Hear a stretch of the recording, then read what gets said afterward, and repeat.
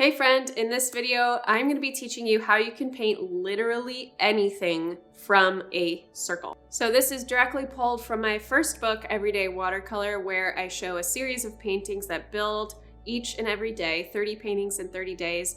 And basically every single painting inside that book begins from a basic shape, from a basic shape like a circle. So today we're going to be painting a seashell, a spiral seashell, and also a hummingbird, a cute little hummingbird. And I'm going to show you how to approach any type of subject, whether it's a seashell, a bird, a flower, the human face, whatever, from the shape of a circle. So you can apply everything that I show in this tutorial today for any type of subject matter. So if you're ready, then let's dive in. All of the materials that I'm using today are going to be linked in the description, but to start, I'm just using a compass. I got this one off of Amazon. I'll link to it in the description, to circle out a perfect circle for my hummingbird. And then I'm going to split the half vertically and horizontally of the circle. And depending on the point of the face of the hummingbird will alter the axis point of my bird. If you're not familiar with axis point, check out my online course, The Art Within. So from that middle line, horizontal middle line, that's going to be the middle of my beak. So I'm just going to pull that line out and then place the eyeball on that line as well. And then I'm penciling out lightly a construction line of a C curve for the curve of the back, and then placing an oval for the belly of the bird. So everything is either a C curve or a circle, and then I'm just applying some of these curves for the wing and the tail. But I'm starting at the base of the beak and then curving around the belly of the bird with a S curve, or backwards S curve. And then my little feet are C curves as well, but that placement of the circle for the head of the bird and then the oval for the belly is really, really crucial for showing the curve of the structure of the bird.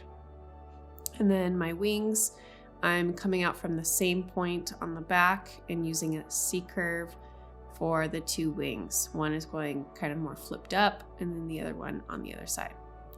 So very simple, and we can paint from that as well. And then for my seashell, I'm starting with a slightly bigger circle. And this is gonna be my main opening or hollow opening. If you were to look at the seashell from the inside, this would be the hollow opening of the seashell, of the spiral seashell, and splitting it in half once again with the vertical and horizontal lines. And then I'm going at the top curve of that circle and doing a slightly smaller circle. I'm not going to go all the way through though, because that part of the circle is going to be hidden. So it's just a half circle.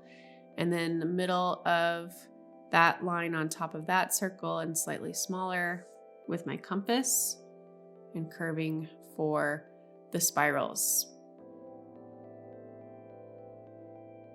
And then I'm just penciling in the middle of this so I can get the tail or the bottom of the spiral on the seashell. So it's just 3 stacked circles. And then at the bottom, I'm doing a small circle for the little tip. And splitting the middle of my first big circle and coming down towards the end of the seashell, kind of in an S curve for the tip, and then just outlining those circles and adding ridges that kind of stack and follow the shape of the circle that I'm tracing over. And there we have the basic shape of a spiral seashell. Then I've got a little ear on the seashell that I can pull out from that circle and down to the tip. So you can draw or paint literally anything from this basic shape of a circle. It's used as a guide for getting your shapes right on animals, on the human face, flowers, etc. So now I'm going to show you how to paint it, both of these elements, both of these subjects from a basic shape from the circle. I'm going to use some white gouache. This is my Mary's white gouache. And then I'm grabbing some yellow ochre watercolor from my Mary blue and putting it in this palette as well. And I'm going to mix up a sandy light tan color for my seashell using yellow ochre, a lot of white gouache, and some burnt umber for a little bit more of a tan, and some carbon black, and a touch of dragon's blood. So I'm going to start with my circle. Again, just like our sketch, starting with the circle, and this is my guide. So I'm outlining the circle with my size 6 round brush, using a vertical hold and then filling it in with a slanted hold. And then I'm going to grab a little bit more water on my brush so I can pull that color down and mix it. And we're going to pull out those additional circles that are stacked on top in the middle of the main circle. And do another one. And another one. And then I'm going to go from the side of that main circle, starting at the middle of the circle, and pull out the tip of the seashell and blend in those colors so you don't see the outline of the circle. And then we'll go across the middle and give it its little ridge. And then just bring that color down a little bit more, mix it in a little bit better. And then we're going to do the opening of the ear of the seashell in a cute little peach color. I've got quinacridone red with white gouache for this mixture. It's just a little disc or a half circle. And then the tan color to outline that area.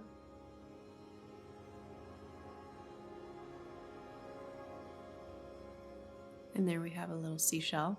You can add in, using wet and wet technique, some spots or pattern detail on it. I've got burnt umber with a little bit of carbon black on my brush, while the tan color of the base of the shell is still wet.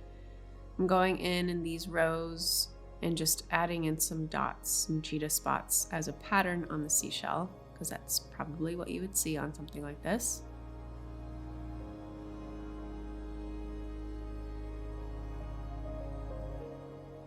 And voila, a cute loose style seashell, all painted from the basic shape of a circle.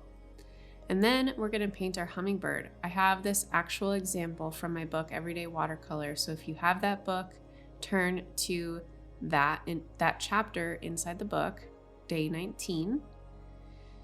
If you don't have my book, check it out. We'll link to it here in this video in the description.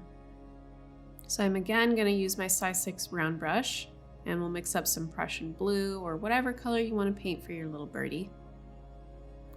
I've got Prussian blue on my brush in a very light wash, so mostly water, and I'm outlining the circle for his face first. So a very light base color first. And then I'm pulling out that C curve, just like you would kind of draw or pencil out a comma, a really long C curve on that comma. And then I'm grabbing deeper Prussian blue, thicker amount of Prussian blue, and penciling or painting in his tail. And the oval will sit just halfway up that C curve for the belly of our bird. Once I have those shapes, I can then connect the two. Kind of looks like a phone to start. And then we're just evening out so he doesn't look like a little bean. And grabbing a darker Prussian blue with some black in it for the beak, and pointing directly towards the middle, the horizontal middle of the face of the bird. And this is a loose style bird, hummingbird, so I'm not worried about the wet and wet, the bleeding and the blooming happening on his face. And then I'll paint in the wing. We're going to do an S curve to start with that stroke with my size 6 brush. Bring that down to the middle of his back, kind of towards the top of the oval.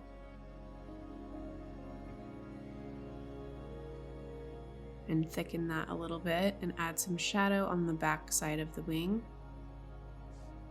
And then I'm going to paint in my second wing and come to the same spot on his back, just a little bit lower.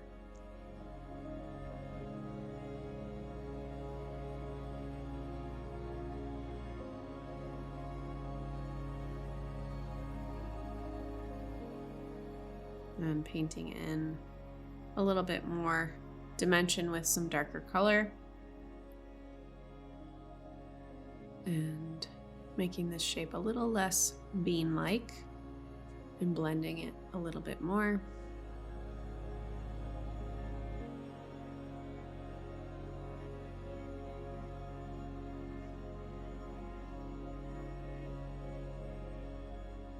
And then just accentuating this curve on his wing so that it really looks like the back of his wing is flipped up.